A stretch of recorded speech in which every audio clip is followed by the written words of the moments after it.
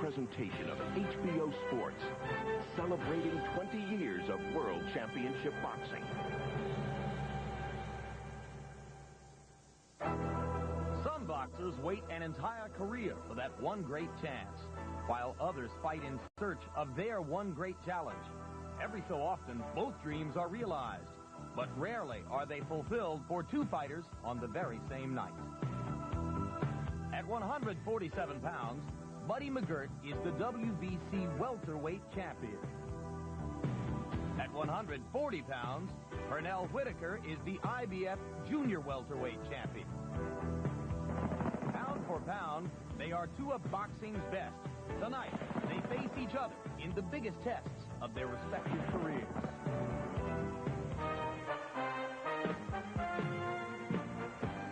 This fight gives us the opportunity to prove who's the best in the world today.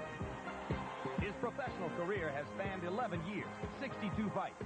Yet despite his having won 2 titles, Buddy McGirt has never gotten the recognition that usually goes to a fighter with such credentials.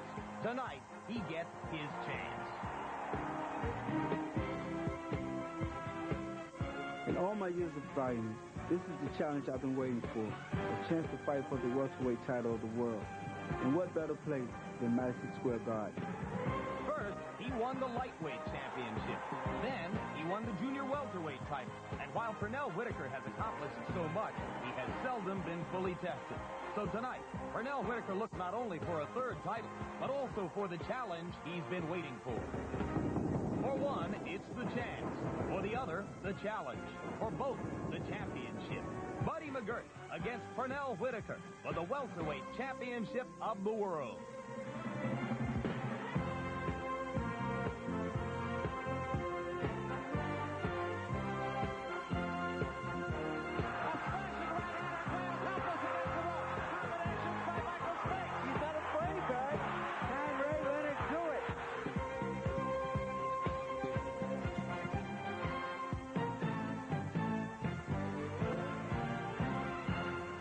New York, an unabashed city whose residents love to claim that it's the biggest and the best at just about everything.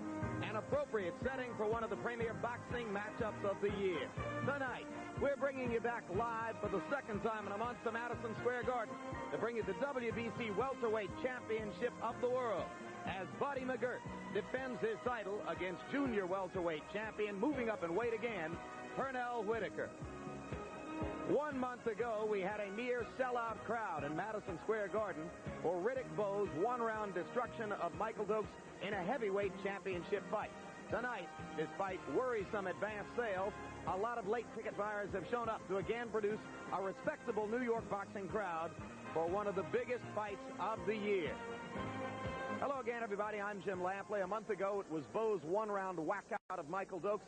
Tonight, we are at entirely the opposite end of boxing's artistic spectrum to bring you what should be a highly aesthetic battle between two outstanding and skillful purists in the sport, Pernell Whitaker and Buddy McGirt. Here, as always, with me is HBO boxing analyst Larry Merchant. And Larry, going into this fight, there is so much focus on the technical skill of both fighters that you begin to worry whether you're going to see a clinic instead of a battle of fisticuffs. What do you think?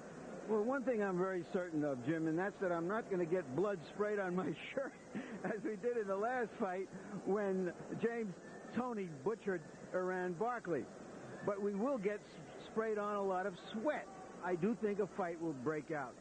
Folks, what we have here tonight is one for the fans of the sweet science of boxing rather than the brutal truths of prize fighting. Buddy McGirt and Pernell Whitaker are stylish, almost perfect boxers, throwbacks to another time, a time when violent chess was often the way this game was really played. And in addition to that, they're both champions, which means that they have the minds and the hearts of real prize fighters. I do think, Jim, that before this is over, we will see blood. But it's the blood of the pride and the passion these two men have in the skills they've worked so hard to hone. Indeed, they both have artist skills, which are impeccable. McGirt produced the best performance of 1991 in the eyes of many. With his victory over Simon Brown, Whitaker has won brilliant raves for all of his performances in the past few years, but there is one major physical focus in tonight's fight. And for that, we turn to our expert analyst, former heavyweight champion and heavyweight contender, George Foreman. George, less than 7 weeks ago, or actually just a little more than 7 weeks, less than 8 weeks ago, Buddy McGirt came into this building for a 12-round defense against a Mexican fighter named Gennaro Leon, a fight in which McGirt, for the last 10 rounds of the fight, barely used the left hand, never threw a left hook. Now, he arrives here 53 days later and claims that the left shoulder, which has bothered him so much, is 100%. Likely or unlikely? Well, I can tell you this. If you want to be remembered as a great contender, wait until your body get healed and fight. But if you want to be a true champion, you fight, there's always going to be something wrong. A left hook, forget the left hook. Throw many more right hands. That's not going to stop him if you really want to win. You can't hurt a guy. Boxing, there's always something wrong with you. If it's not your feet, it's your toe, it's your head, your ankle, you can fight. It doesn't matter. Indeed, this is one of the most experienced fighters in the sport, Buddy McGirt, so fighting within limitations will be nothing new to him. The danger, having to do it against maybe the very best opponent of his entire career.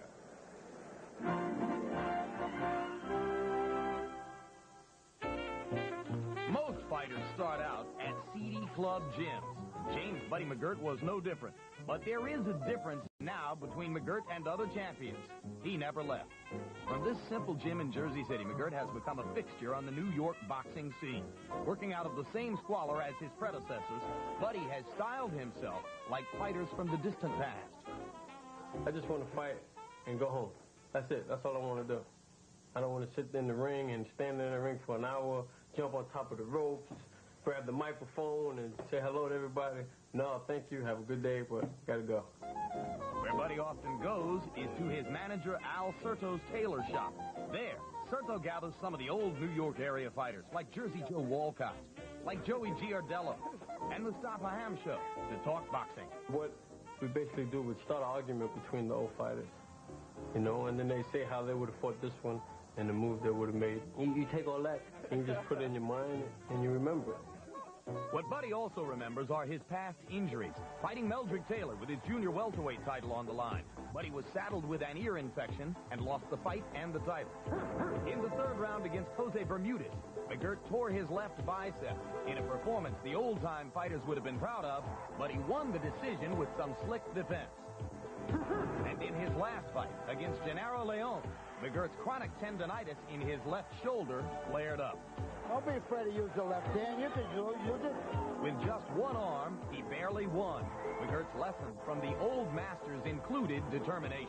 You look at Jersey Joe Walcott, how long it took him to get a title fight. He was 39 years old. You know, if good Lord's will, I hope to be retired by 39, you know. So for him to have, you know, to have that great determination and you fight for the title, the first fight he beat Joe Louis, you know, and he got robbed.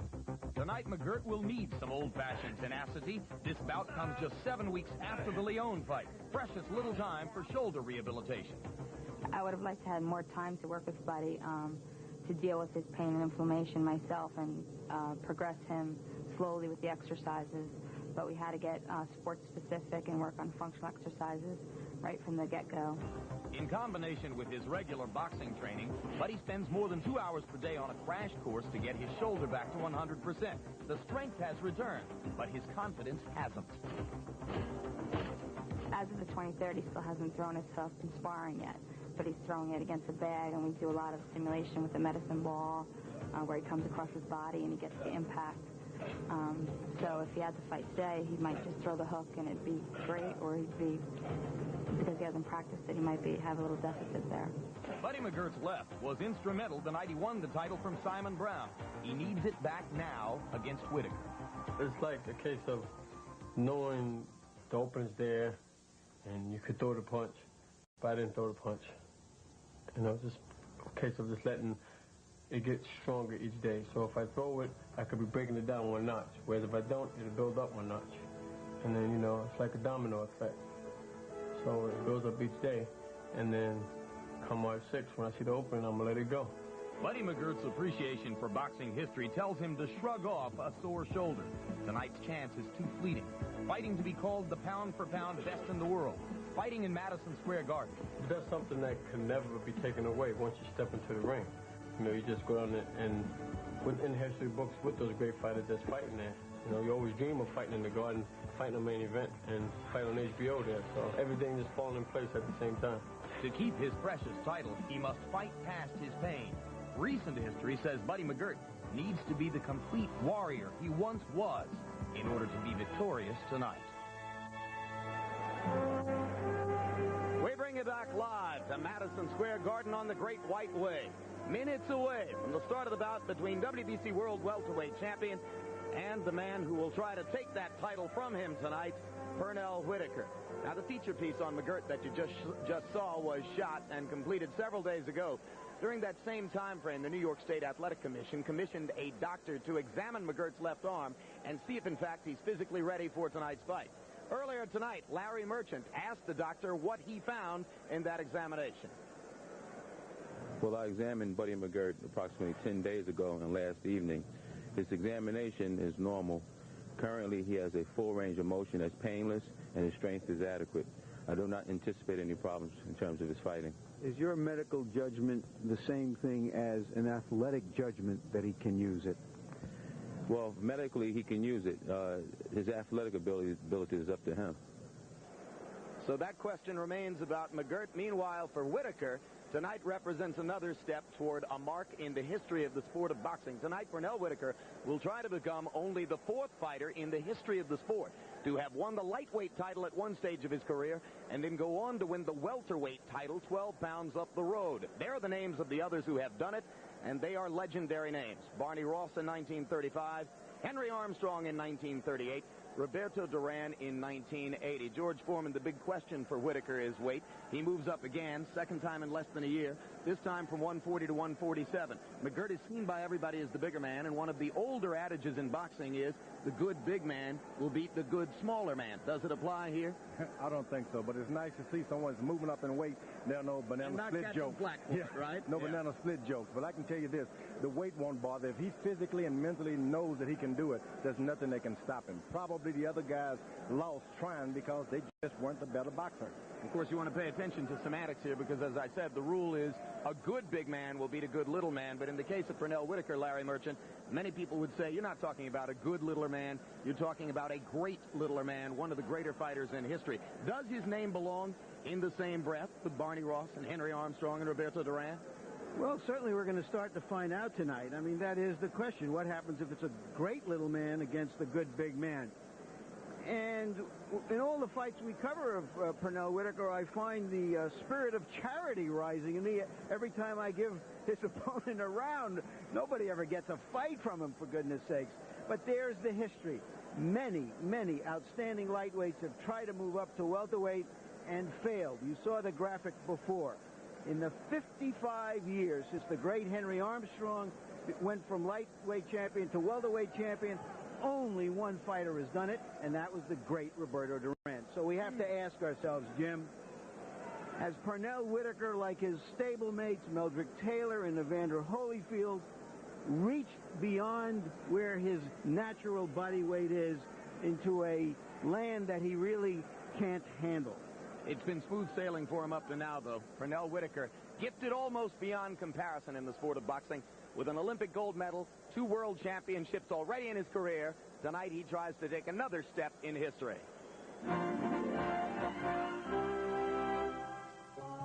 I'm doing this for me, you know. I'm stepping up to 147. No one asked me to step to 147. I'm doing this because I want to do it, and I feel like I can do it. It's a challenge to me. There comes a time in many a fighter's career when the word challenge is the driving force of motivation. Money is why they fight. Recognition comes from the championships. But the challenge of beating a quality opponent is a prize fighter's internal catalyst. For junior welterweight champ Pernell Whitaker, that's what Buddy McGirt represents. It was a great opportunity to start giving the fans what they really want to see, what they pay their money to see. They want to see the big fights. They want to see what we call pound for pound, the best fighters fight each other. So I figure, you know, that after winning that title, that there was no one else out there that could challenge a Pernell Whitaker or give a Pernell Whitaker a challenge or make him go and prepare And then I saw the Buddy McGirt opportunity. And from McGirt, a tough fight is what Whitaker is banking on, something Pernell hasn't encountered much of since turning pro in 1984. This also gives Whitaker the chance to move up another weight class and see how his skills will measure up against one of boxing's best. I've never been excited about one title as I am for this welterweight title. I've never been as much up for one particular fight, and I've never been in a training camp away from Virginia as long as I have for this fight. You know, this is 4 weeks here, and I just wanted to get away, and I want to be mentally and physically prepared. I want to be Superman when I go in that ring. But what if Buddy McGirt lacks the kryptonite to push a Superman-style Pernell Whitaker to the limit? What if this fight does not prove to be the complex and difficult challenge Pernell Whitaker has hoped for? I need the Buddy McGirt fight as much as anything else, and if he's not 100%, then he should mail me the title, because I'm not taking anything less than 100%.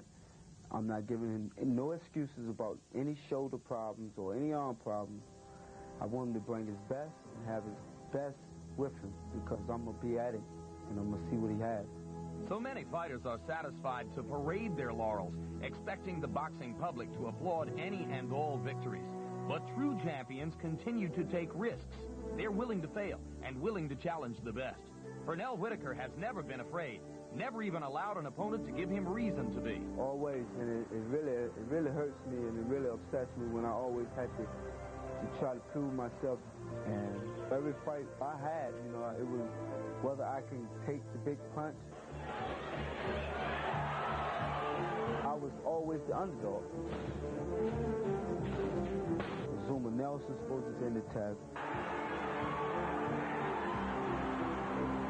Ramirez was a test.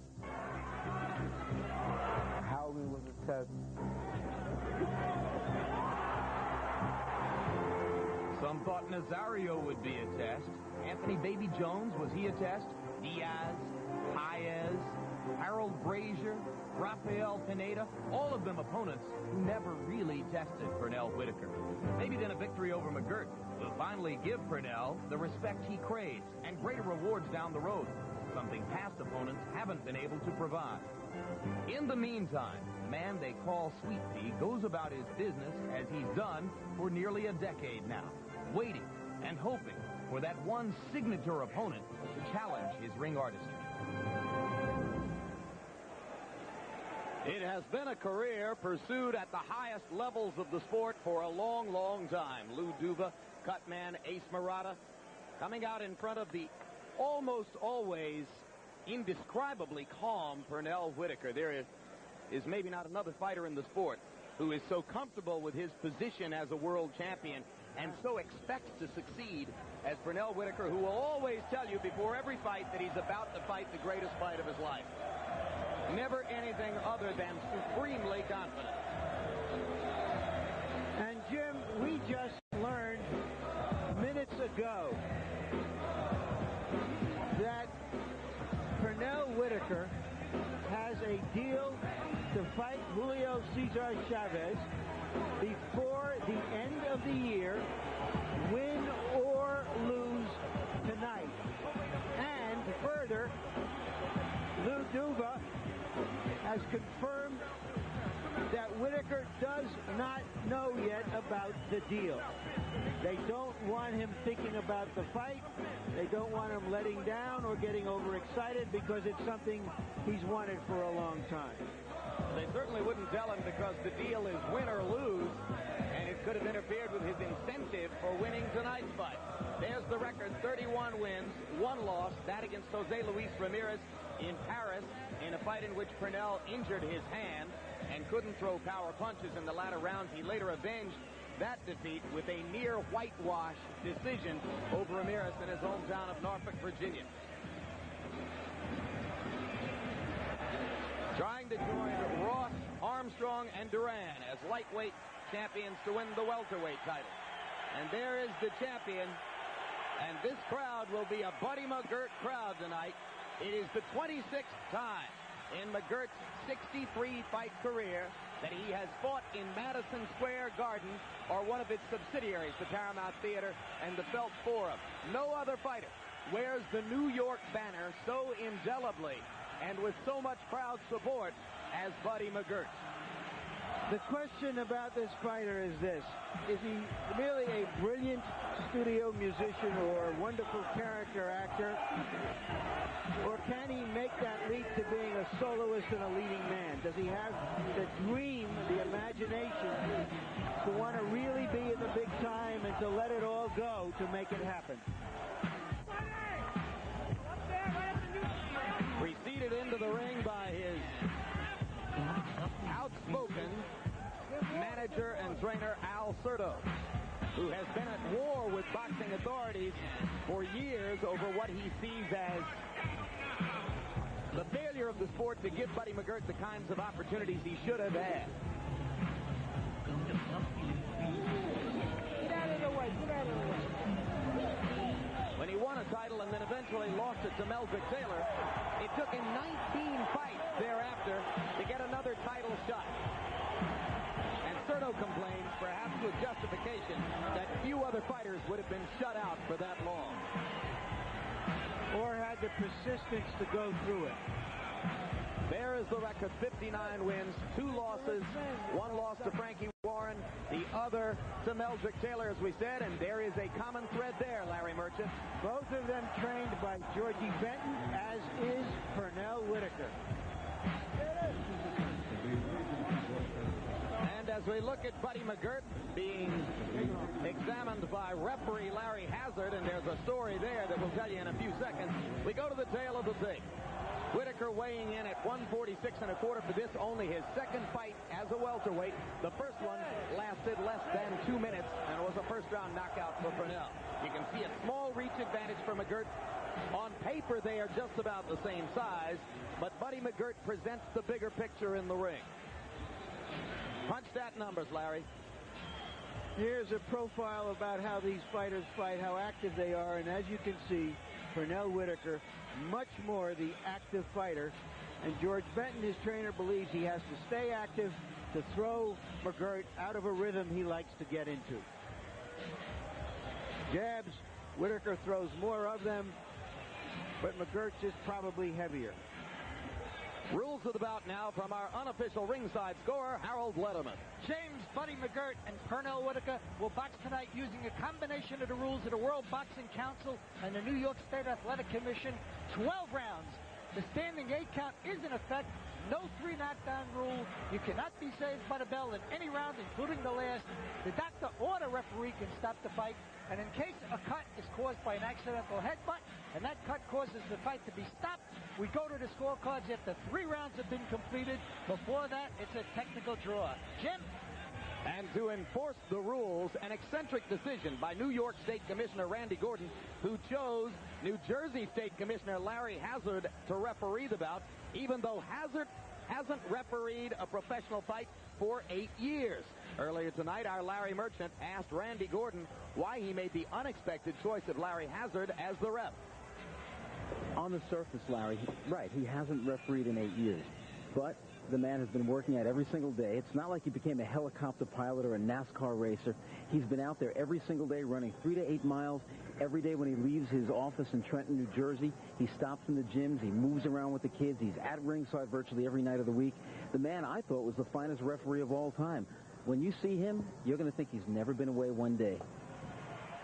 McGirt's man, Al Certo, sees the appointment of Hazard as a concession to the New Jersey-based Duva organization that controls Whitaker. For their part, the Duvas say that they didn't want to give McGirt any more of a home court advantage than he already has, and therefore didn't want to see a New York State referee in the ring. Right now, let's go up to ring announcer Ed Darien for the pre-fight introductions. We're live from the Big Apple, New York City's Madison Square Garden, the world's most famous arena, as Madison Square Garden Boxing. Main Events Monitor and Budweiser, the undisputed king of beers, proudly present the WBC Welterweight Championship of the World, and is approved by the New York State Athletic Commission. the Honorable Randy Gordon, Chairman, Rose Trentman and Herb Washington, Commissioners, and is sanctioned by the WBC, the Honorable Jose Suleiman, President. The supervisor in charge of attendance at ringside for the WBC is the Honorable Robert Bussey from Texas. The chief physician in attendance at ringside this evening is Dr. Barry Jordan, along with Dr. Richard Estrico and Dr. Jeff Ladd. The timekeeper at the bell is Cecilio Tito Petraja. The judges working this title bout: Chuck Jampa from Las Vegas, Nevada, Rudy Ortega from San Francisco, California, and Dalby Shirley from Las Vegas, Nevada. In the ring at this time, the man in charge of the scheduled 12-round title bout and will be working his 38th championship fight, Larry Hazard. And now, my good friends, introducing the principals. First, in the red corner, wearing the red trunks with the black trim. He tipped in at 146 1/4 pounds. Professionally, he has 31 wins, 1 loss with 15 knockouts. He is the current IBF Junior Welterweight Champion and the challenger for the WBC Welterweight Champion.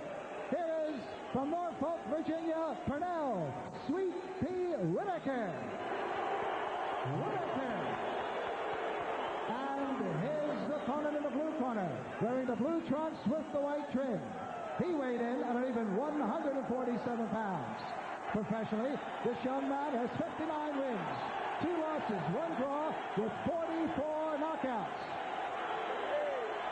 Here is the WBC Welterweight Champion from Brentwood, New York. Ladies and gentlemen, here is James Buddy McGirt.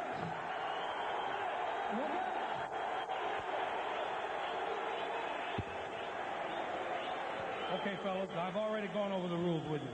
Let me remind you, obey my commands at all times, protect yourself at all times, and refrain from fouling. Shake hands now. Come out fighting at the bell. Good luck to both of them. Jim, this is the biggest welterweight championship fight since Ray Leonard fought Tommy Hearns 12 years ago. If it's half as good as that one, we've got something to look forward to. Back up, Pete. Back up. Boy, you don't want to be a referee at all in a fight like this, and one that's been out for so long. Larry Hazard has taken on quite an assignment tonight, hasn't he, George? I may be a little too much. You're suggesting that it may not have been a wise choice. Doesn't look like it. Remains to be seen whether the referee will become a factor. Certainly the left hook for Buddy McGirt will be a factor. We'll be tracking them throughout the fight to see if he throws them with the frequency that he's thrown them in his past fights. And we are told that Buddy McGirt, in his dressing room before the fight, was throwing left hooks to hand pads. McGirt is known as a slow starter. Whitaker, statistically, by far the busier fighter in his previous fights. And many suggest that Pernell will want to jump on top of McGirt early and try to disrupt his rhythm with a lot of punches. So far, Sweet Pea hasn't done that.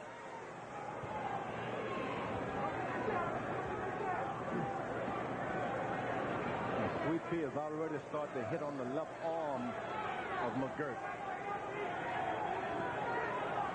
Well, we suspect George Benton will have told Whitaker to try to go ahead and hit McGirt's left shoulder, see if the arm falls off. It's not the hitting of the shoulder that really hurt, just the throwing those punches without any balance. Hold on, don't punch on the break. Hazard's first significant move is to warn Whitaker about punching on the break. All right, let go, Pete. Let him go, Pete.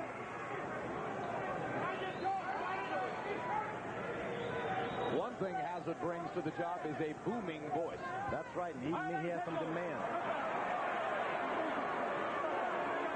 Already the showboating from Whitaker, who threw a punch behind his back. It reminds you of one of those little guys who walks into a bar and say, hey, I'll fight any big guy in here. Just a mean little guy. Yeah, he has that kind of consciousness for sure. Claims that when he was a kid, before his amateur stardom days, he used to spar with heavyweights in the gyms in Norfolk, Virginia.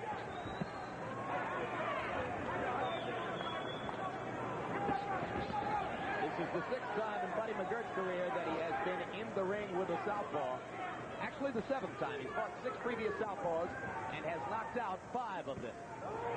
Whitaker trying to go to the body with the left. Pernell, in recent years, has become an accomplished body puncher. The thing about Buddy McGirt, he's knocked down true welterweights. He's melted down from middleweight. Magoo off balance. McGirt, I should say. His nickname in the eyes of many is Magoo. Off balance into the ropes. It's been a cautious and tactical first round, but Pernell Whitaker, true to form, has been the busier of the 2 fighters.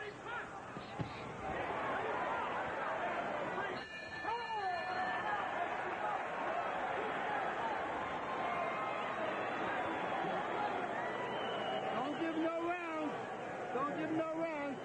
All right? I want you on your toes, you understand? Don't be waiting so long. When he punches, you got to punch twice. Okay? Right that jab. Try to get that hook to the body. Under his jab, all right? Okay. He's all yours. Just nice and easy, okay? You know what you're doing. All right, buddy? Here you see Whitaker, who was a avid basketball player and fan, throwing a behind-the-back pass.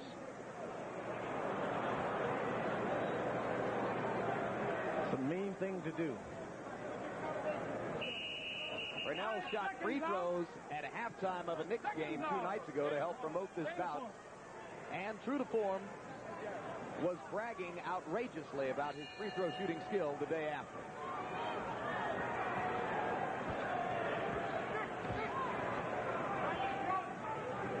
Bunch stack blockers.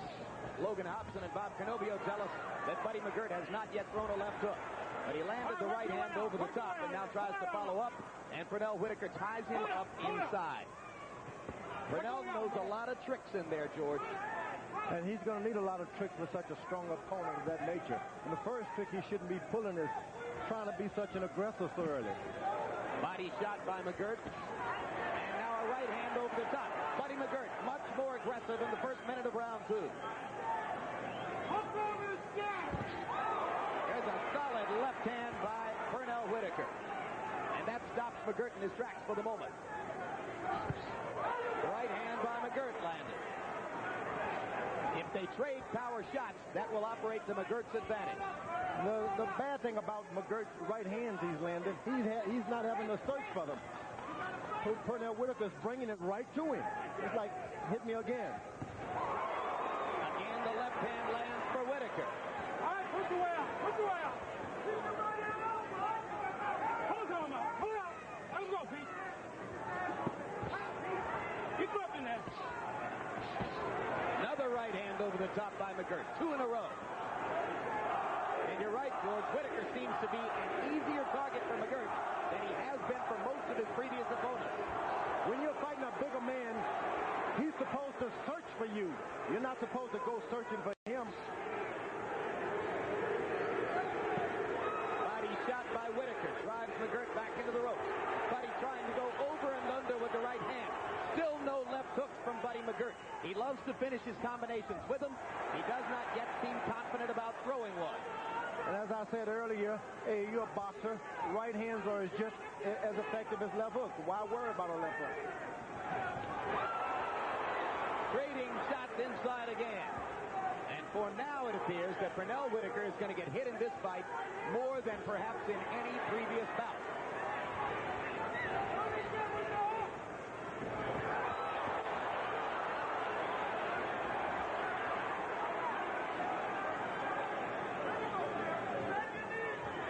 Pernell starting to unleash the jab. McGirt trying to come back with a jab of his own.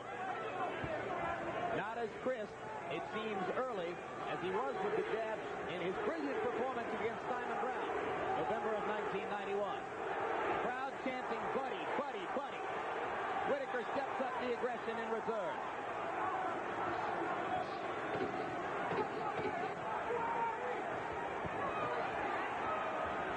McGirt throws his left jab and then holds his balance, which is important.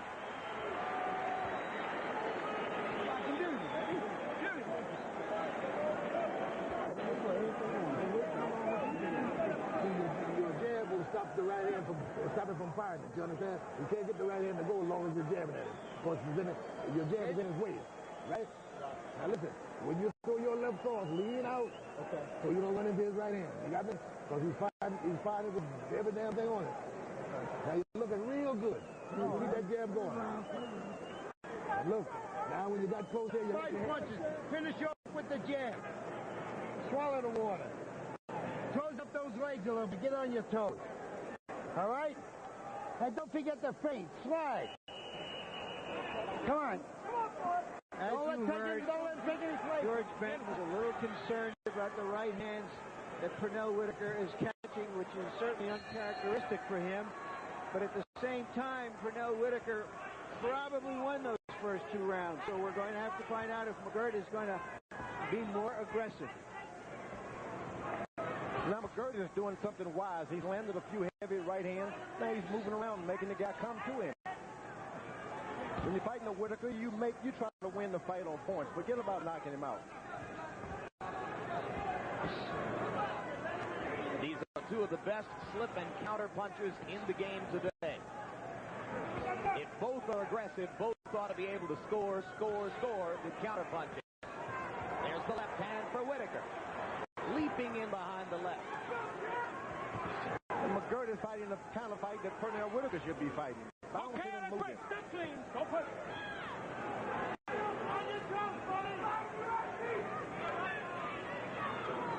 Every time McGirt got in trouble in the very troublesome Gennaro Leone fight on January 12th, Al Certo asked him to bounce and move. Bounce and move. Left hook over the top by Whitaker. McGirt lands a right hand in return. George, I still haven't seen Buddy McGirt throw a left hook. And I don't really think he should at this point. I think it's something he should save, put in reserve until you know you're going to hit this guy. Because he can only miss so many times with an off hurting left hook or some damage into it. Don't waste it. McGirt coming over the top with the right. Pernell begins to slug away and trade shots with him inside. Body punches and shots to the chin. Both men seemingly becoming more accurate here in round number 3. Buddy up and under with the right uppercut. And 2 right hands over the top. Crowd warming to its support of Buddy McGirt. Whitaker reminds me of a guy who does not take instructions way often. Solid left hand by Whitaker. McGirt came back with the right. It is almost impossible for most experts to imagine Pernell Whitaker knocking Buddy McGirt out. So you suspect that if they continue to trade power shots, George, it's going to redound to McGirt's advantage. And every time Whitaker throws a power shot, he falls forward, so he's not able to land 2 or 3 of them. So it's not doing him any good. He should hit this guy 5 times and make McGirt follow him. He is not following Benton's instructions to use the jab and try to slow down McGirt's right hand. He's leaning in there and taking right hands.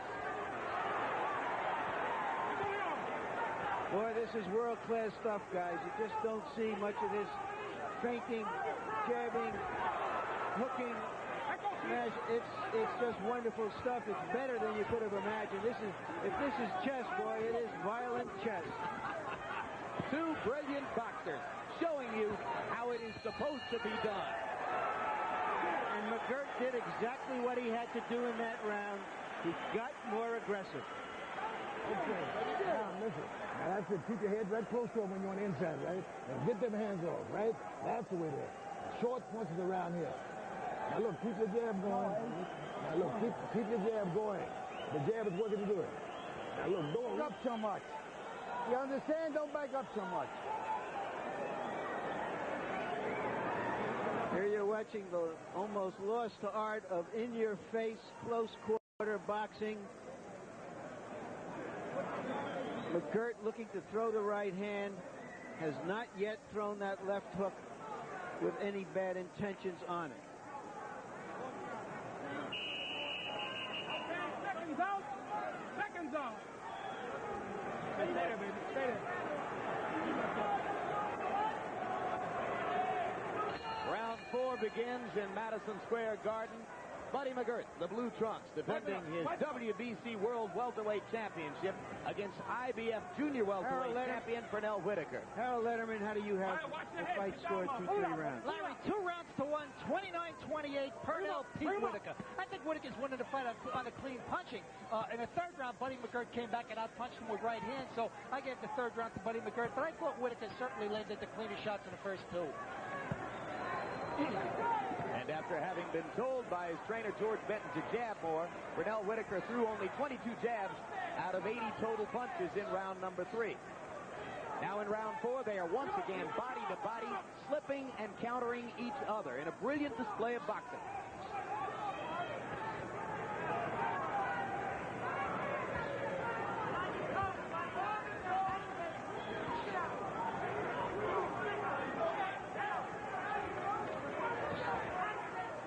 McGirt quicker with the left jab there. Pernell throwing more of them. Solid right hand by McGirt inside. And a left hand by Whitaker. Whitaker's doing everything in retaliation. He's not doing anything on his own. When McGirt hits him, he try and hit him back. You can't go into a guy's hometown and start trying to be a counterpuncher. You got to get him. And Pernell had claimed coming into the fight that his aggression would be the difference. He kept saying, I'm going to go out and put my hands on him.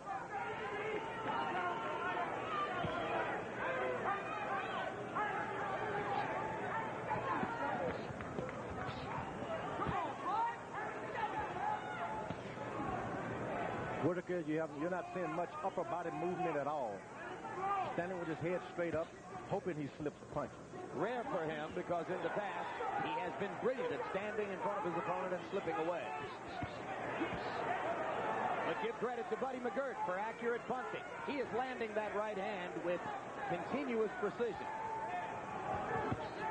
Believe me, welterweights can hit probably harder than any other class because of the power in their legs. You just can't go round per round getting hit with right hands by a welterweight champion.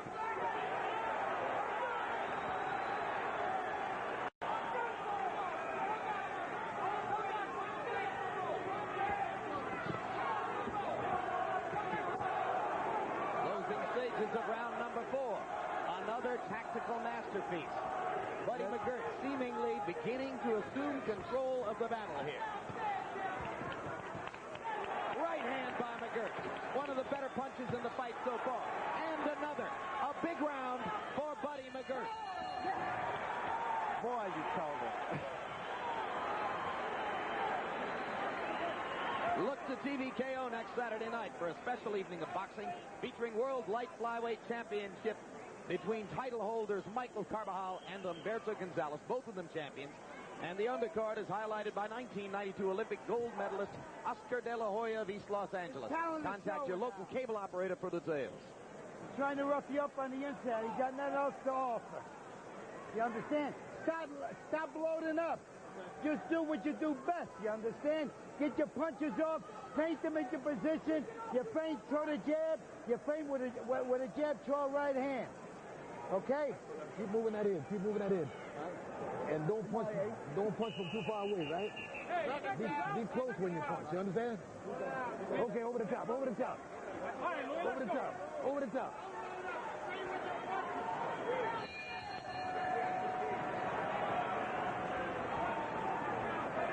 Round 5 begins. The pattern in the last 2 rounds has been that Whitaker begins with the jab early in the round and then tends to go away from it as McGirt lures him into a battle of power punches inside. So far, most of the heavy shots in the fight have been Buddy McGirt right hands, and they might pile up round by round, George Foreman. Whitaker's making a tragic mistake. He's trying to land a lot of body shots, and this guy's got a good body. He's got a good body. You're not going to take his power away and knock him out later. And his corner is telling him to get closer. And every time he gets closer, he gets hit with a jab. At some point, somebody's going to have to tell him something different. Well, since Pernell's first-round knockout of Juan Nazario in a lightweight championship fight in August of 1990 at 140 and 147 pounds, every single one of his championship fights has gone the distance. So Pernell can't expect to come in looking for the knockout against anybody. And now they bump heads, and Larry Hazard talks to both fighters. Okay, let's go. Heads went bumping tonight, but no blood. It seems that all of the Duval Camp fighters, they look to the referee for help. The referee can't help you. He can only step in, keep the fight clean. McGirt landing a solid shot as Whitaker again steps inside. Pernell still looking for a way to neutralize McGirt's right hand. Good combination by McGirt. He has been allowed to get into his rhythm here. And Pernell Whitaker begins to chase Buddy McGirt around the ring, much as Simon Brown did in November of 1991. You can't chase McGirt. He's too good a counterpuncher. You've got to cut the ring off against him. Especially if you're the lighter guy by nature. Whitaker's fighting like a big heavyweight, looking for one knockout shot. Lunges in, and he can't get 3 punches together. McGirt lands his 2 or 3 punches and back away. Right hand by Whitaker, and then a left. One of the better combinations in recent rounds for Pernell.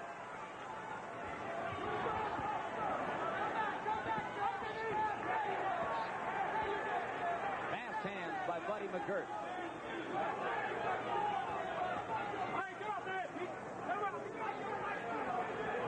McGirt throwing a fair number of left jabs, so the left shoulder certainly hasn't impeded him in that way. Doesn't seem to be throwing any left hooks, maybe just because of an absence of confidence in the punch. Maybe not because of pain.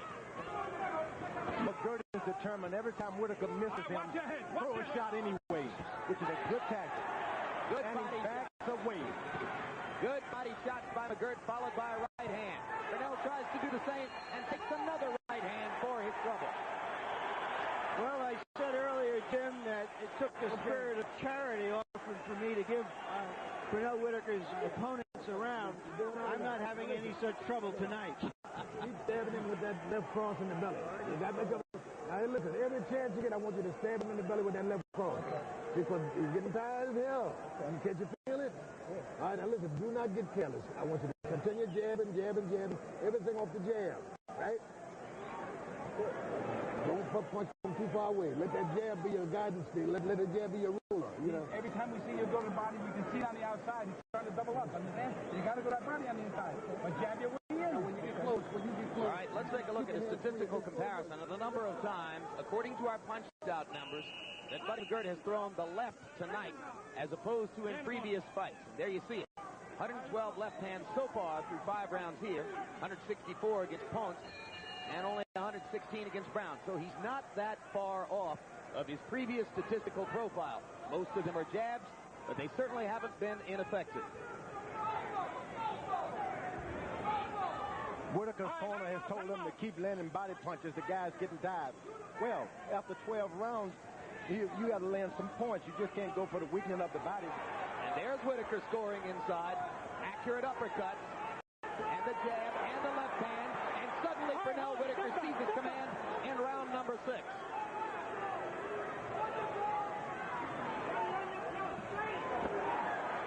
Driving McGirt into the ropes.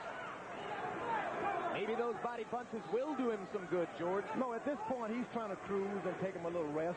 But at the same time, Whitaker is a hard puncher. You just can't do it without being alert. Every fighter rests in the middle round. In recent years, almost all of Buddy McGirt's route-going performances have been marked by a flat stretch, maybe a tired period in the 6th, 7th, and 8th rounds. That must be what Benton was thinking about when he urged Whitaker to believe that McGirt was getting tired. And fighters got too much experience to truly get tired. You can plug him, but you're not going to make him tired. Work your way out. But he likes to save his energy for the 9th through 12th rounds, the championship round. And it's not a bad strategy if you're as good as Buddy McGirt. No holding. Solid right hands by McGirt, 2 of them in a row. The round that seemed to belong to Whitaker early now moves back into a more neutral mode. Whitaker's landing some good body punching, but the judges, they're looking at those head shots that McGirt is throwing. I mean, they're watching that. They're not too sophisticated tonight.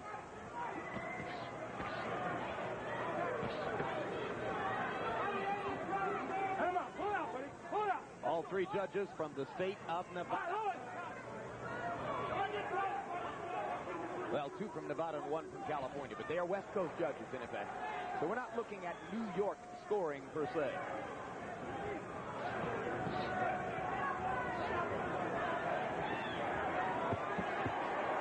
Good flurry by Whitaker as McGirt throws against the ropes. If he's going to go to the ropes, George, he'd better keep moving.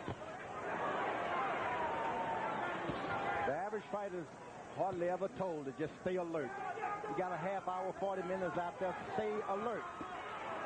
Good body shot by Whitaker. And that time he blocked the right hand with his left hand. All right, what's going on? What's going on? A little bit of a mini comeback in round number 6 for Pernell Whitaker, who seemed to have been losing his grip in the 3 previous rounds.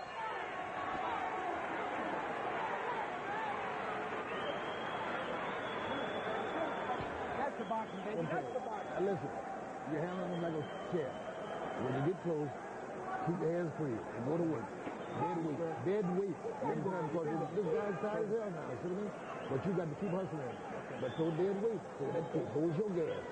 Harold Letterman, give us your score. Well, Larry, the New York scoring has got it 3 rounds each, 57 to 57. I got it dead even. In rounds 3, 4, and 5, I thought that Pernell Whitaker would move inside. You know, we score on effective aggressiveness. He would move inside, but he wouldn't let the shot go. And McGirt was killing him with right hands. But in round 6, Whitaker moved inside and started a punch, and I thought he outpunched Buddy McGirt in the 6th round to even it up. So I got a dead even, 57-57. Second zone. Harold, one of the rare times I agree with you completely. This is an even fight. 6 rounds to go. A landmark evening. Merchant and Letterman in total agreement after 6. But the championship round still to come.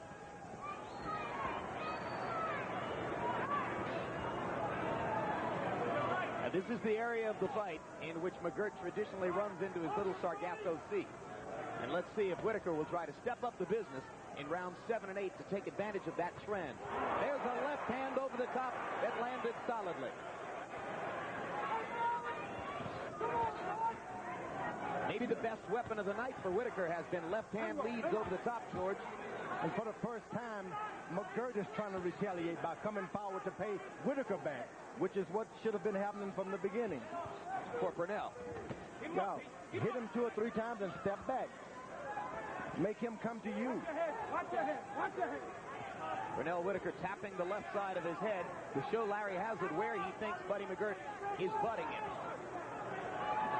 Hazard, incidentally, hasn't been a factor so far, and that's what a good referee should be. Virtually unidentifiable in there. Boy, that good referee is sweating tonight. He's working, isn't he?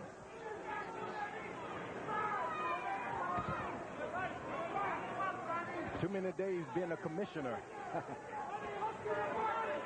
Whitaker landing the jab. McGirt comes back with a straight right hand. Pernell firing and ducking. Buddy McGirt starts going to the body. Pernell comes over the top with the left hand. McGirt hasn't gone to the body all that much, but he may seek to do so if Pernell Whitaker keeps firing over the top. Just missing with the left hook there.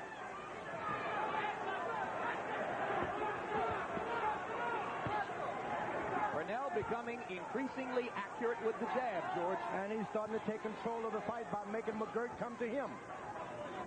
So you think both fighters are better when they're backing up? That's right. And in the earlier rounds, as you said, McGirt was in control. Now Whitaker has taken control by making the guy come.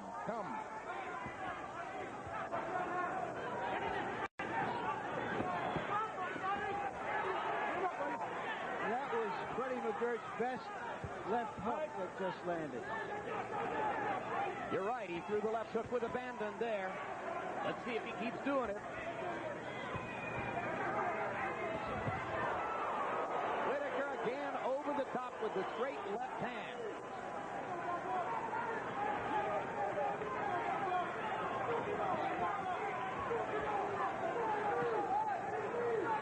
McGirt jabbing. Pernell looking to counter.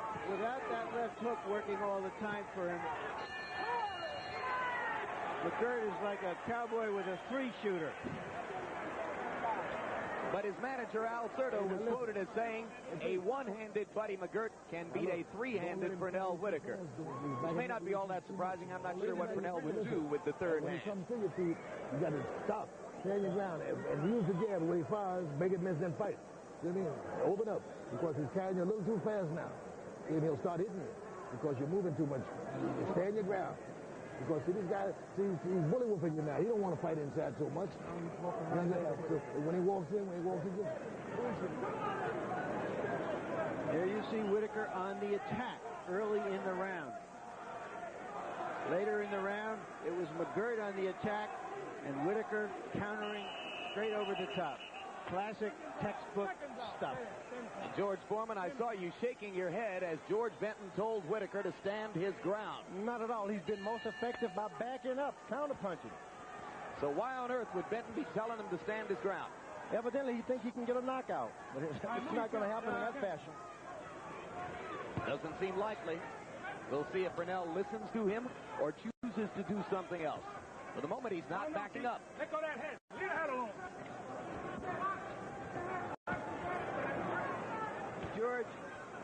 George Benton believes that you can't let McGirt set his own tempo. So he wants him more active than McGirt wants. That's his theory going into it, whether it works or not. You truly never stand your ground with a big guy with shoulders like that. You give him a little circle, left or right, make a circle. He's coming with a good right hand. Whitaker grabs McGirt after the right hand, the tacit acknowledgement that he was momentarily stunned. You don't have a ground. You got a whole ring out there. Control it. He needs to stand some ground. By standing his ground, Pernell presents a target to McGirt, which just isn't there when he backed away from him. And he hasn't been moving his head well enough at this point to start standing his ground. Indeed, he seems to move his head more, George, when he's going backwards. That's right, and he does. He's so effective when he goes backwards.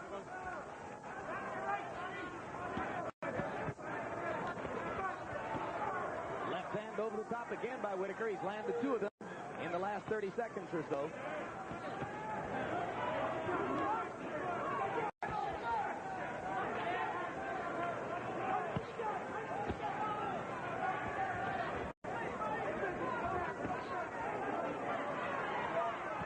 Counter right hand landed there for Whitaker.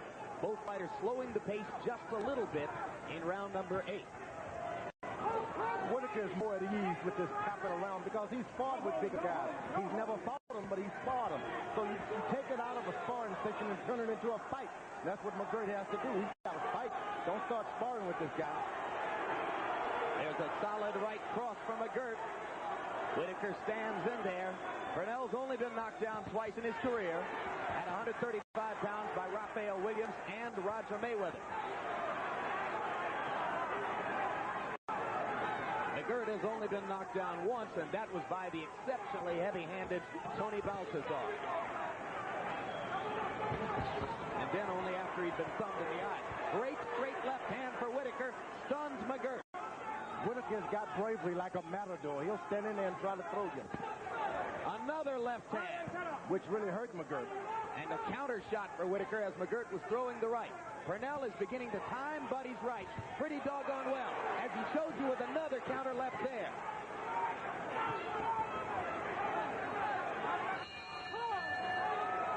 One thing I don't get is a sense in any way, really, that McGirt is stronger than Pernell Whitaker. All right. What, is it hot? It's bothering you? Yeah.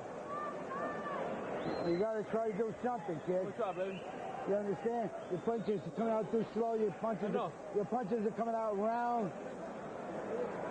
Look, buddy, you got to let the punches flow. You want to throw one punch and see if you hurt him. Don't do that.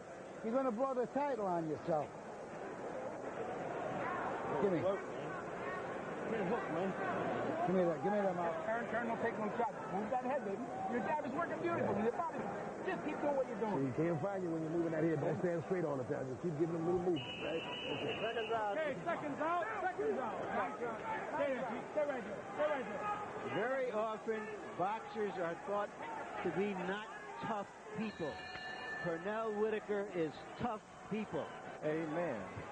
He's like a Ming vase. He's not like a Ming vase that when you drop him, it breaks. All right, get the tape He ready. can take a punch. If you have been elsewhere for the evening and have just joined us, we welcome you to Madison Square Garden, where Buddy McGirt, in the blue trunks, is defending his WBC World Welterweight Championship against Pernell Whitaker, regarded by many as the best pound-for-pound fighter in the sport, coming up from 140 pounds to 147 in search of the third World Championship of his career. And through 8 rounds into the 9th, it is a virtually even fight, with both fighters having made statements and having taken some punishment.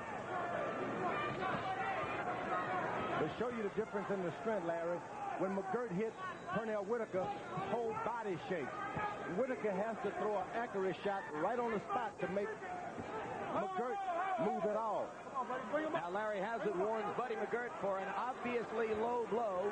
No points deducted so far.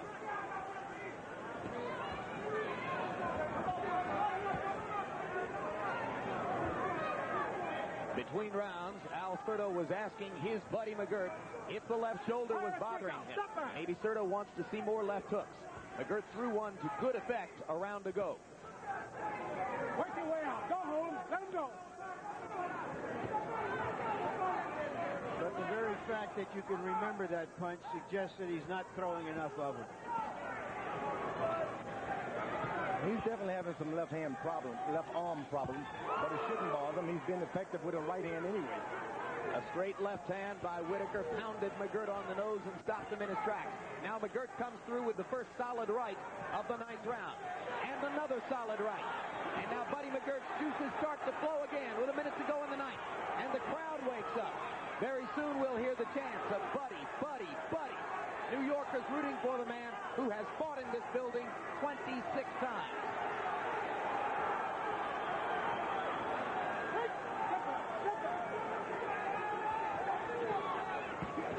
Whitaker with a body shot. McGirt missing over the top with the right hand, pawing with the left, but no power shots with the left hand for Buddy McGirt. Still largely a one-handed fighter. And you got to remember, in fighting a southpaw, you need a good right-hand lead. The left hand is not the good power punch that you need. Here comes the Buddy chant. And it dies as Whitaker effectively counters inside. Straight left for Pernell. Landed as McGirt tried to throw a right.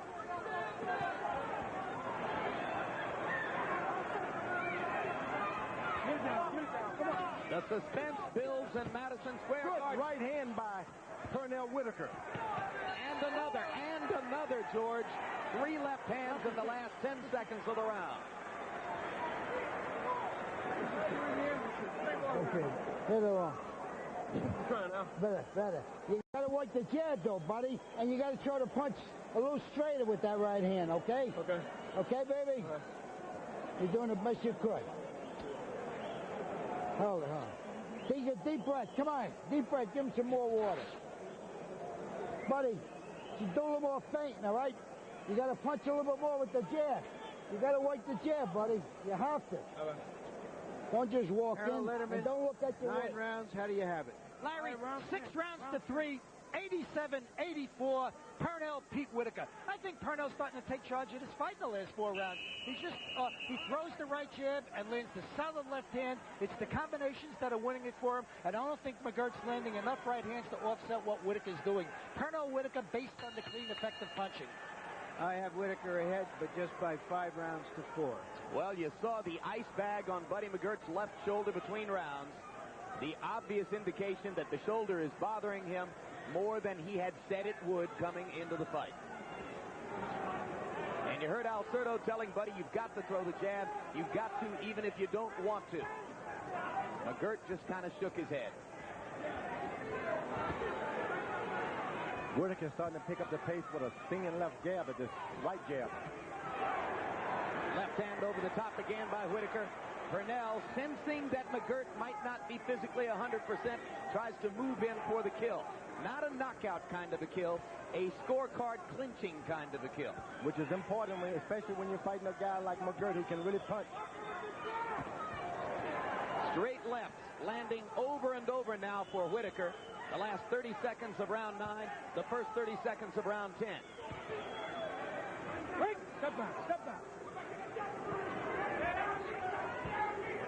And through it all, through some sometimes rocky moments, Pernell Whitaker has remained characteristically calm. I can't believe it.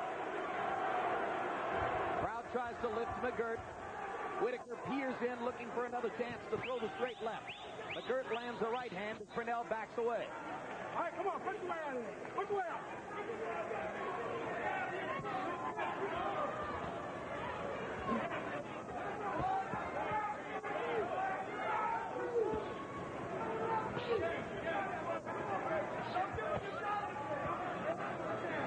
Buddy McGirt dutifully observing Alcerdo's instructions to throw the left jab.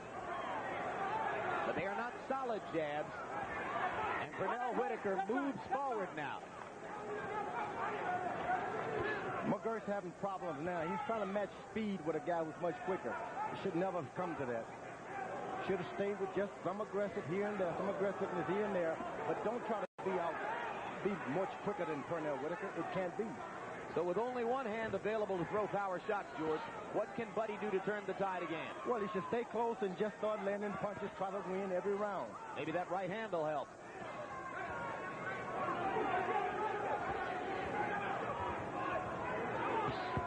But when you've been a counterpuncher for all your career, it's a hard thing to try to change both right in the middle of the string, man. Whitaker allowing McGirt to land the jab as he looks for opportunities to bring the left over the top, just like that. Whitaker countering to the body and coming back with combinations to the head. Pernell Whitaker picking up the pace in round 10 and trying to nail the coffin shot on Buddy McGirt's chances to score a decision. Pernell Whitaker beginning to dominate this fight. Hey, Pete. Hey, Pete. All right, now listen. Keep the smile off your face. I'm dead serious. Remember what I told you. You're in this joint. You're in it. Yeah, but don't be smiling at that.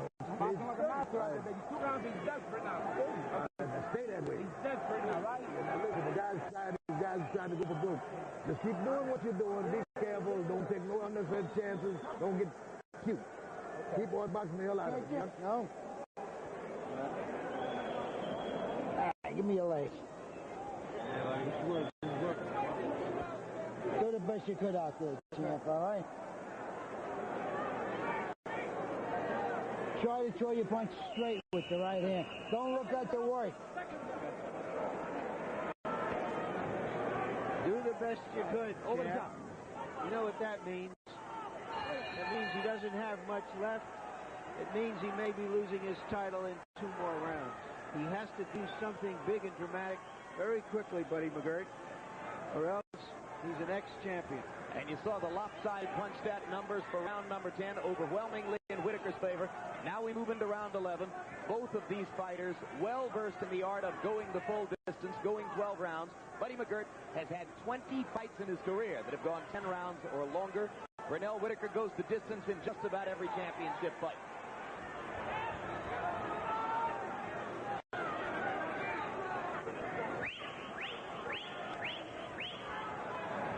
McGirt seemingly without the energy to try to mount a furious rally here.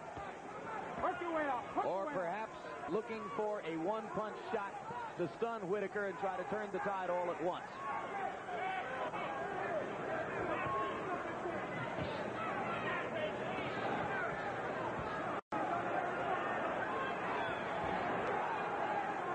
Only 3 men in the entire history of the sport have won the welterweight championship after having been lightweight champions earlier in their career.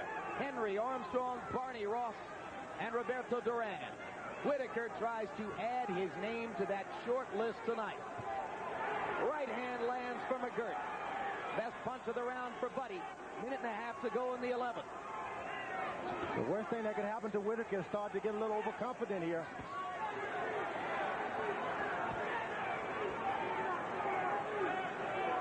George Benton between rounds telling Pernell Whitaker not to showboat, not to smile, stay dead serious. The two fighters trading combinations again as they've done throughout most of the fight.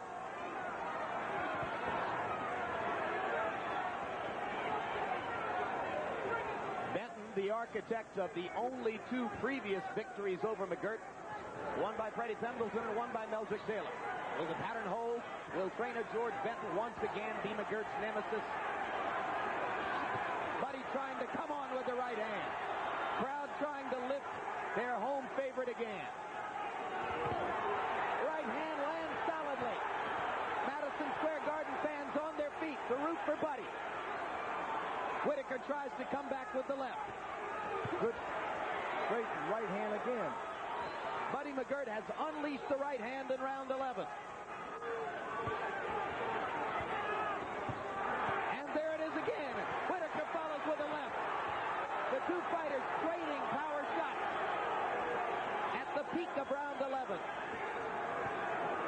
No, let him go. Come on, work your way out.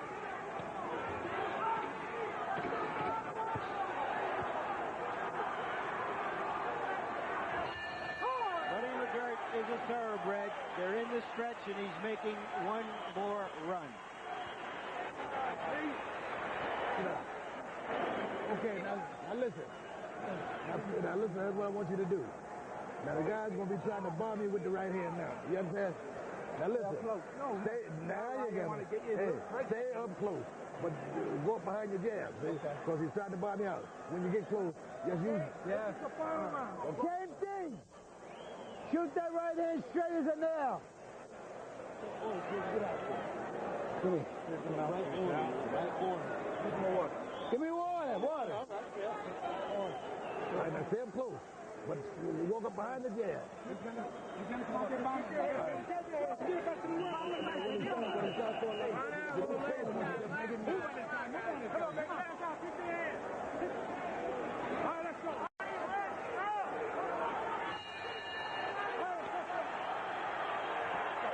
We should be showing you this fight in black and white because it is a throwback fight. Harold Letterman, how do you have it scored going into the 12th? Jim, 106, 103, 7 rounds to 4. Pernell Whitaker. Buddy McGirt landed enough right hands to win the 11th round, but Buddy McGirt ran out of rounds. Pernell's too far ahead. In his long and illustrious career, 62 fights coming into tonight. Buddy McGirt's seen a lot of 12th rounds, but he's never before scored a 12th round knockout. By our lights, he probably needs one now to hold on to the world title he worked so hard to get after having at one point tumbled from the upper echelon of the sport when he was beaten by Pernell Whitaker's stablemate and good friend Meldrick Taylor in 1988. It took McGirt 19 more fights to get another title shot. Tonight, for the first time ever on HBO, the first time with this kind of audience, the first time with a 7-figure paycheck, he finds himself with one big chance for boxing glory. He's trying to make the most of it with only one arm and hoping to win the fight with the right hand only on power shots in the 12th. Pernell Whitaker looking for the undisputed title of best pound for pound in the world. Doesn't know that he already has a signed contract to fight Julio Cesar Chavez later this year, win or lose tonight. And Chavez has to be like all the rest of us, a fascinated spectator down the stretch. The thing to remember, if this fight is a draw, it goes to McGirt. He retains the title. Is that right? He retains his title if, in fact, the bout is a draw. And believe me, in my mind, it's been a little less than a draw. I can't see any man taking this fight over the other. But realistically, George, there are bigger fish to fry than the title for Pernell Whitaker. The only title he's interested in at this stage is best in the world. And if he beats McGirt and then beats Chavez, few would be willing to deny him that distinction. I can tell you this fight has been even, and McGirt, in my mind, has won and retained his title. Well, George, you disagree with Larry Merchant and Harold Letterman, that's for sure. But maybe not with many in the crowd here as they rise to their feet in the closing minute of round 12. Buddy McGirt has put on a stirring effort here in the last 3 minutes. And he did for the first 4 or 5 rounds also. Whitaker pounding away. The left hand landed big. And another. McGirt stunned in the last 20 seconds. You've got two champions' hearts on full and open display.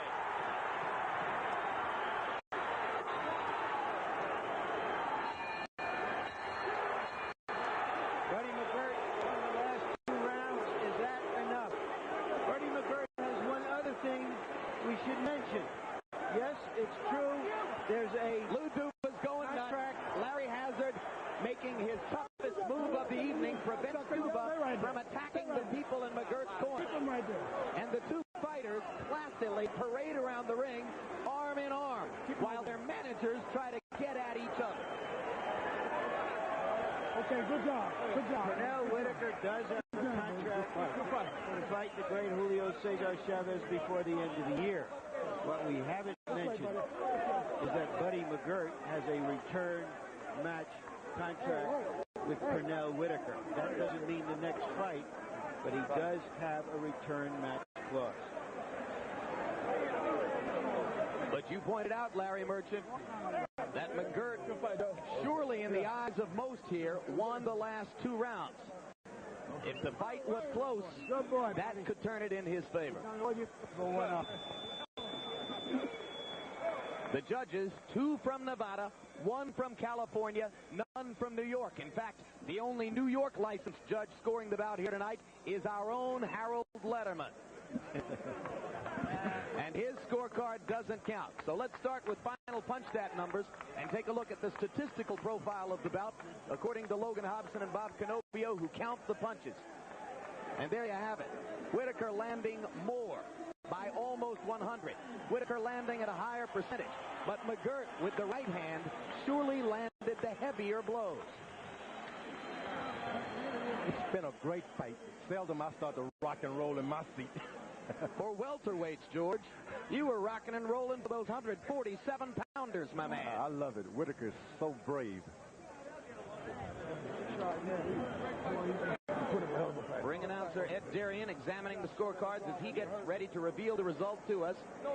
Let's take a look at Harold's final numbers. Harold, how did you score it? Jim, 115, 113, 7 rounds to 5. Pernell beat Whitaker. You know, Jim, he ought to be ashamed of himself clowning in the last 2 rounds like that. There's no question Buddy McGirt won those last 2 rounds, but Pernell didn't even try as I saw it. But he just won too many rounds when he swept rounds 6, 7, 8, 9. You know, he just won those middle rounds, and I think he piled up enough points to win it. Well, I'm on pins and needles now, Harold, and we're going to check in with Ed Darian, the ring announcer, for the official decision. Ladies and gentlemen, from Madison Square Garden here in New York, we've got the scoring and a points. Judge Dalby Shirley observed 117-111. Judge Rudy Ortega, he watched it at 115-114. And Judge Chuck Jampa, he observed 115-113 for the winner by unanimous decision. And the brand new WBC Welterweight Champion, Pernell Sweet Pea Whitaker. Whitaker.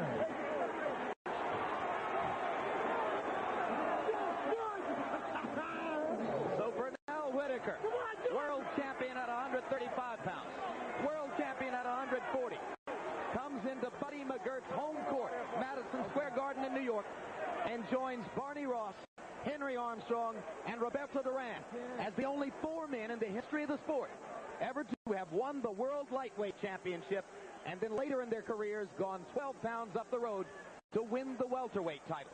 But the title that most interests Whitaker is the mythical distinction of best pound for pound in the sport. And now, somewhere down the road, we are told he is guaranteed a chance to fight Julio Cesar Chavez in a fight which will surely be billed as the battle for that distinction. And Larry Merchant is standing by with the winner. Pernell, did you know going into this fight that you already had a contract to fight Julio Cesar Chavez, win or lose? No, I didn't, and it really didn't matter. I was very focused on what I had to do tonight with one of pound for pound's best, Buddy McGirt. I didn't leave that up to my organization to handle that. Danny, Shelley, Lou, and all those guys. Am I giving you news when I tell you that? You're giving me news, but it's good news. You know, the fight was a good fight. And was that the best fight you've ever fought in terms of the competitiveness of it and the quality of the opposition?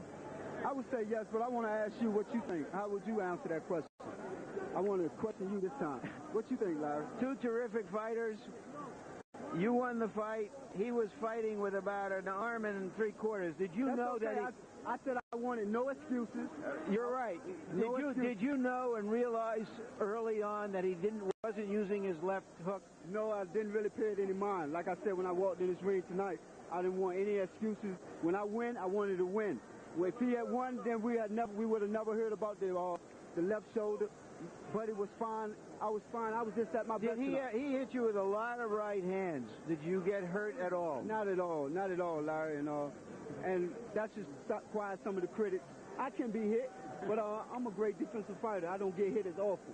And I like to say hi to all my 3 sons, Pernell, Dontavius, and Dominique, along with Ryan, and Twan and the rest of the Whitaker family.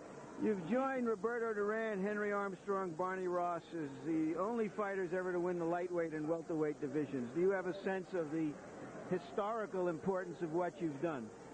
Well, hopefully now I can sit back, enjoy this one, and start getting the recognition for being pound for pound the best fighter in the world. And now after this great contest, I'm going to enjoy it. I'm going to let the fans enjoy it. I'm going to start getting my just dues for beating a great fighter. And I did miss one of my boys. I missed my dog, Thunder. Larry, you said about the Chavez fight. You say it's supposed to be made? Well, let's get it on. Let's put it on. Let's get it ready. We're ready. All right, we'll wait a half hour and we'll get that one on. Let's ready. We're ready to go. We're ready to go. Congratulations, Pernell. Thank you very much. Thanks, HBO. Okay, Jim, back to you, and then I'll be right back with Buddy McGirt. All right, that's terrific, Larry. And, George, let's pay a little tribute. They were both pretty doggone great tonight. Yeah, one of the finest welterweight fights I've seen in years. I mean, they were great. This fight could have went both ways in my mind. Too bad I'm not a judge. While Larry was conducting that interview, Buddy McGirt was telling some of our people off camera that he lost the use of his left arm for power punching, in effect, along or about the 4th round. As you see it, was that the critical factor in the fight? I don't think so. This Pernell Whitaker is so skillful. At some point or other, he got his courage back. He started drawing this guy forward, and he started picking up the points. That's all. He couldn't have done any better if he had an extra arm, the left, right, and a belly. And he couldn't have done any better. Key strategic move in the fight came when Pernell was willing to back up and let Buddy McGirt come to him. He took over then. He was a better counter-puncher than McGirt. He didn't have the better power. McGirt had the best power, which why I thought the fight could have went the other way. But I'm so happy because it was a great fight for the people in Madison Square Garden for a change. Yeah, it was a tremendous battle and redeems Madison Square Garden from the ignominy of having hosted last month's Bo Dokes debacle. Right now, let's talk with the other champion in the ring tonight as Larry stands by with Buddy McGirt. Larry? Buddy, you stated many times before the fight you didn't want to make excuses because of your left arm, but we have to ask you because you didn't throw what many believe was your money and your championship punch very often at all. When did you know that you couldn't throw it, before or during the fight? Well, a little before. I knew it was my chance of a lifetime, and I had to take full advantage of it. I did all the work I could on it to get it as good as I could get for tonight. You know, it's like when you fix your car, you don't know if it's going to break down or if it's going to keep running good. So, unfortunately, my arm didn't perform up to par like I expected it. Best of Pernell Whitaker. He fought the fight he should have fought. And, you know, I'm going to go now, have my arm checked thoroughly, get the right treatment, and Buddy McGirt will be back. Well, tell me, when you went out for the first bell, did you already know I've got to win this some other way, or did you decide that you were going to try it to see if it would come to life? I was going to try it. You know, I said I got to go out here and give it my best shot. You know, this is my chance of a lifetime. I'm fighting on HBO, you know, and I just wanted to go out there and give it my best. And I went out there and tried it.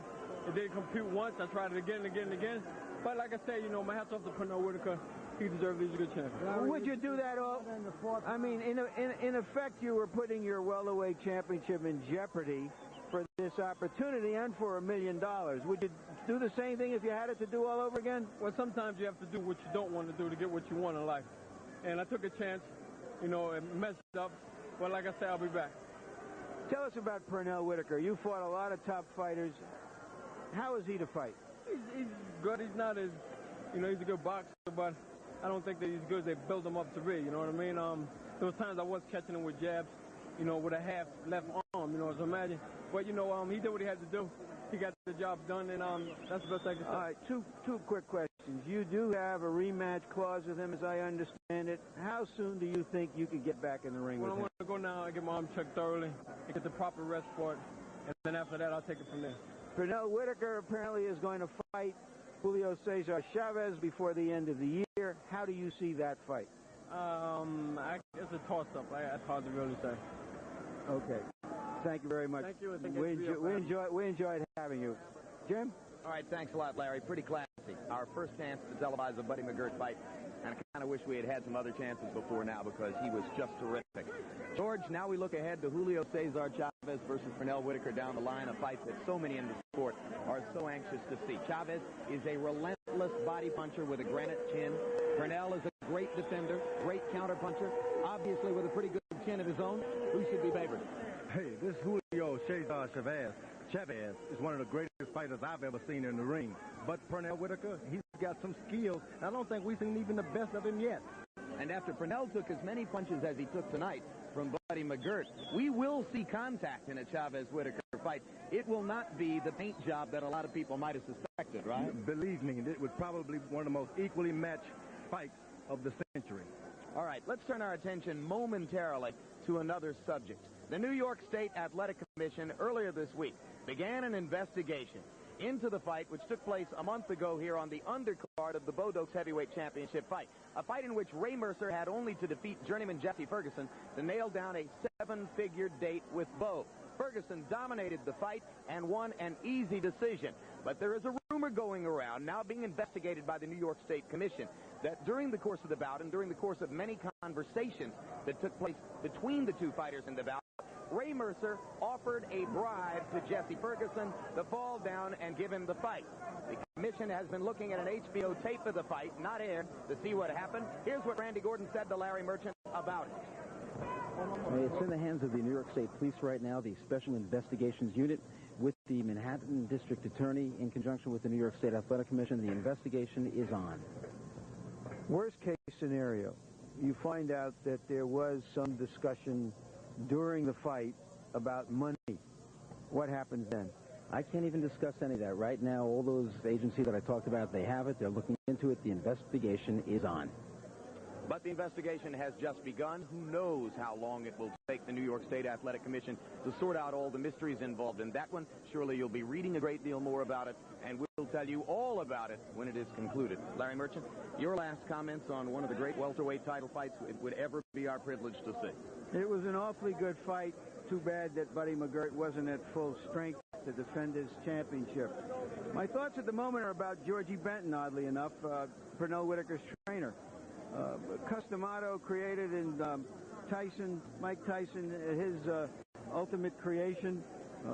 Eddie Futch is doing the same thing with Riddick Bowe. And I think for Georgie Benton, whom I saw fight many years ago, Pernell Whitaker is. He fights just like him. He stands right in front of you.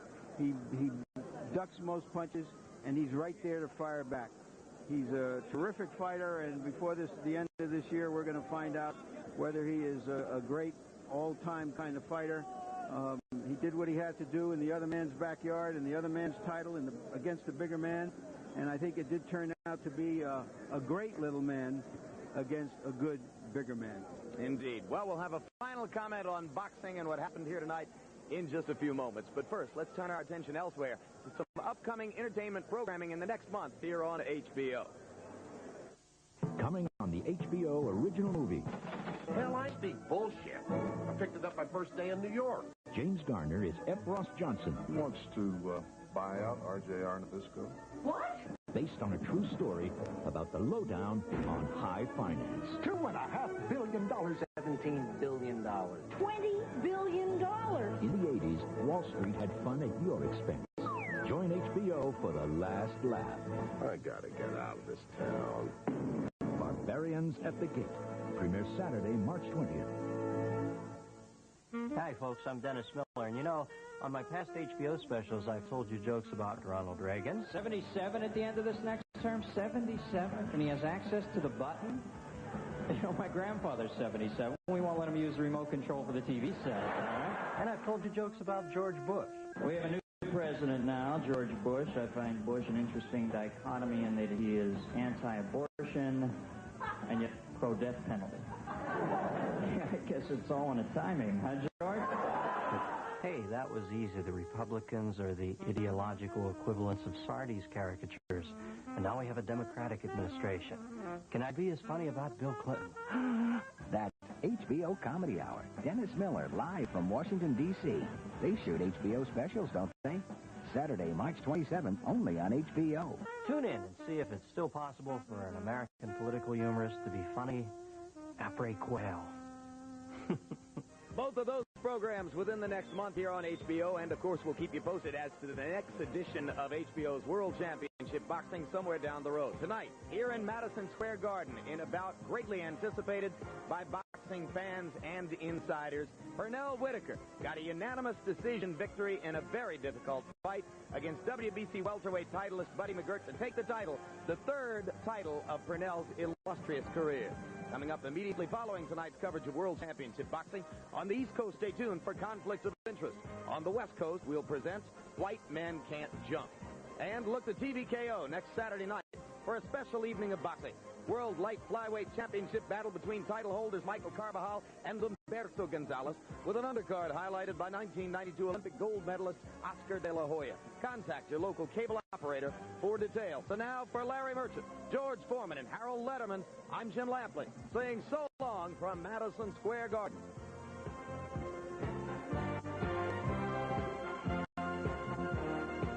The executive producer of HBO Sports is Ross Greenberg. Tonight's coverage of World Championship Boxing was produced by Rick Bernstein.